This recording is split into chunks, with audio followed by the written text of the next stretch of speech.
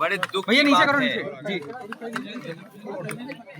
दुख की बात ये है कि जहां सरकार को और इलेक्शन कमीशन को मिलकर के लोगों के बीच में उनका वोट कैसे आसानी से बने, वोट सबके बन जाएं और वोट डालने का सबको मौका मिल जाए। इलेक्शन कमीशन फेयर इलेक्शन कराए, निष्पक्ष होकर के काम करे और वोटर लिस्ट भी निष्पक्ष बने।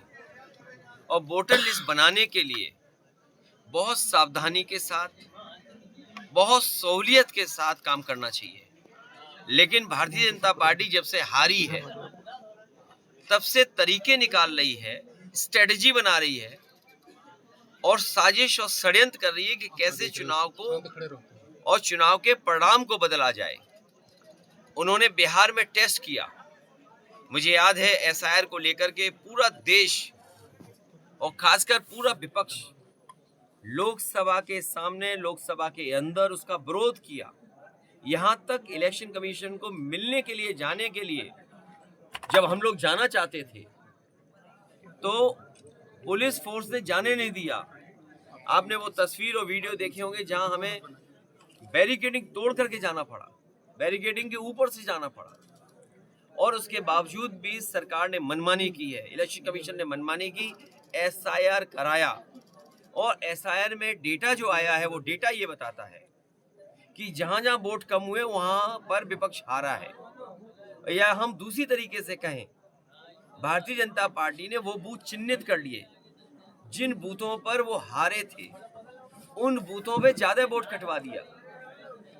जो आने वाले समय में लग रहा है, घुसपैठिया नारा दिया, घुसपैठी बात कही, लेकिन घुसपैठी कहाँ मिले बिहार में? असली उनका लक्ष्य है वेस्ट बंगाल, ममता बनर्जी जी, कि ममता बनर्जी जी मुख्यमंत्री ना बन पाए। वहां पर झूठा प्रचार किया जाए कि वहां पर घुसपैठिए इतने, बाहर के लोग इतने आ गए हैं, इनके वोट को सुधारने के लिए, काटने के लिए हमें एसआईआर करना पड़ रहा है। और यूपी जैसी जगह जो देश की सबसे बड़ी स्टेट है, सबसे ज्यादा मतदाता हैं, वहां पर इतनी जल्दीबाजी क्यों, इतनी जल्दीबाजी क्यों और इतना प्रेशर क्यों दे रहे हैं आप? जबरदस्ती क्यों बना रहे हैं लोगों को कि जाएं और अधिकारी गांव-गांव घूमे, घर घर जाएं और वोट बनवा लें? और उस समय तय किया इन्होंने। मैं बड़ी जिम्मेदारी के साथ पत्रकार साथियों से कहना चाहता हूं, इन्होंने निकलवाया कि शादियां कब ज्यादा हैं, त्योहार कब ज्यादा पड़ेंगे, शादियों में लोग जब व्यस्त रहेंगे उसी समय जानबूझ करके इलेक्शन कमीशन ने बीजेपी से मिलकर के वो तारीखें तय की हैं। तारीख बीजेपी ने दी है और एसआईआर के लिए घोषणा इलेक्शन कमीशन ने किया। तारीख देख ली उन्होंने जब शादियां ज्यादा हैं, उसी समय इलेक्शन कमीशन से एसआईआर करा दिया। आज जिस परिवार से मैं मिला हूं, सुपरवाइजर ये थे सुधीर कुमार कोरी, ये अपनी पूरी नौकरी जिम्मेदारी के साथ कर रहे थे, लगातार जिम्मेदारी अपनी निभा रहे थे। लेकिन इधर अचानक सरकारी अधिकारियों ने, वरिष्ठ अधिकारियों ने, उनके ऊपर वाले अधिकारियों ने उन पर दबाव बनाया और दबाव बनाने की वजह से परिणाम ये हुआ कि उनकी जान चली गई और उन्हें सस्पेंशन की चिट्ठी की धमकी दे दी, सस्पेंशन की चिट्ठी दिखा दी। इस दुखी परिवार से मैं मिलने आया था, उनकी बहन, उनकी माँ, उनके और परिवार के सदस्यों से मैं मिला हूँ। हम इनके दुख में शामिल हैं। माँ ने अपना बेटा खोया है, बहन ने अपने भाई को खोया है, और एक ऐसा भाई जिसकी शादी होने जा रही थी।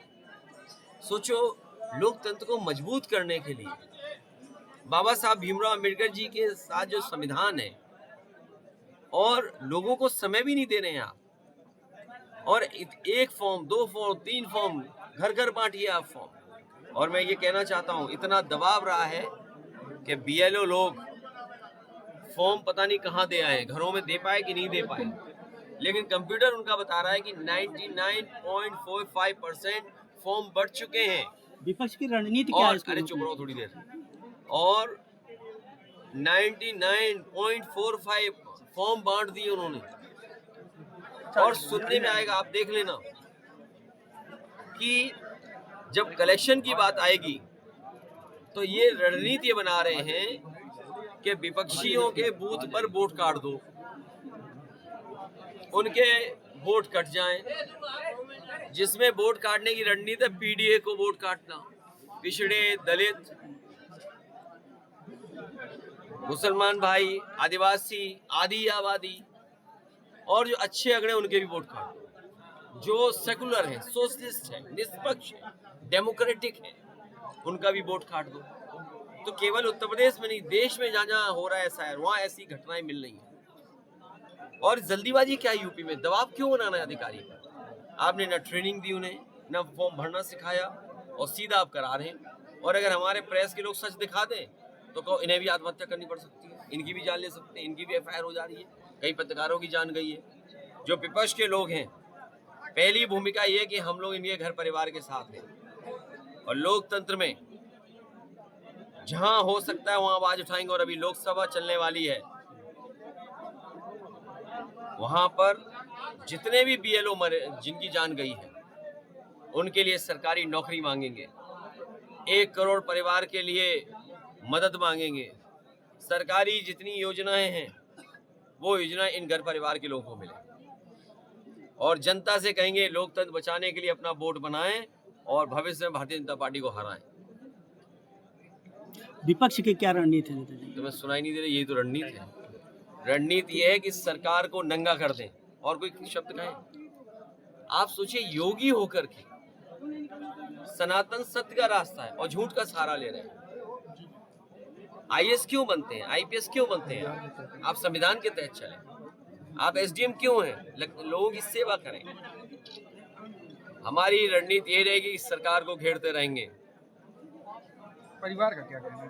परिवार को हमने 2 लाख की मदद की है और परिवार जो तहरीर देगा हम उनकी मदद करेंगे। लेखपाल संघ द्वारा प्रदर्शन किया जा रहा है, एसडीएम साहब के ऊपर मुकदमा नहीं लिखा जा रहा है। वो इसलिए नहीं लिखा जा रहा है मुकदमा क्योंकि वो सरकार के अधिकारी होंगे और जो सरकार के अधिकारी का मतलब भारतीय जनता पार्टी के अधिकारी होंगे। प्रदेश जो भारतीय जनता पार्टी का अधिकारी होगा उस पर एफआईआर नहीं लिखी जाएगी। प्रदेश में लगातार दलित उत्पीड़न चालू है।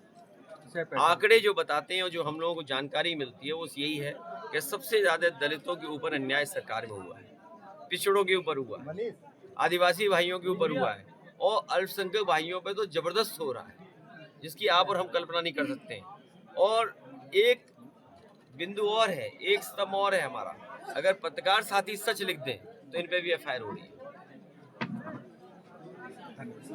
पूछो। बिहार चुनाव को लेकर क्या देखते हैं? बिहार चुनाव, बिहार में तेजस्वी जी हारे नहीं है, हराए गए। पॉपुलर वोट उनके पास था। और आपने तो यूपी भी देखा होगा, रिवॉल्वर लगा दी वोट डालने गए। अगर आप सीसीटीवी यूपी की वजह से हटाया, याद रखना। ये चुनाव आयोग जो आपको रिकॉर्डिंग नहीं दे रहा सीसीटीवी, आप जानते होंगे पुलिस को कोई क्राइम ढूंढना पड़ता है तो सीसीटीवी इकट्ठा कर लेते सब और उससे क्राइम का खुलासा कर देते। आप बताइए, वोट लूट लिया, सीसीटीवी नहीं देंगे, उसकी रिकॉर्डिंग नहीं देंगे, क्यों? क्योंकि पुलिस से वोट डलवाया आपने। और उसके बाद जनता ने भी वोट दिया लोकसभा में। अभी हारे बीजेपी के लोग, हम फतेहपुर के और आपके लोगों को धन्यवाद देंगे। समाजवादियों को जिताया, बगल में भी जीते और जगह भी जीते। इस बार 90% आबादी देश की जो लोकतंत्र बचाना चाहते हैं, जो समाजवाद बचाना चाहते हैं, जो सेक्युलरिज्म बचाना चाहते हैं, जो इस देश को खुशहाली के रास्ते पे ले जाना चाहते हैं, वो सब एकजुट हो रहे हैं इस बार। ठीक, धन्यवाद। हो गया।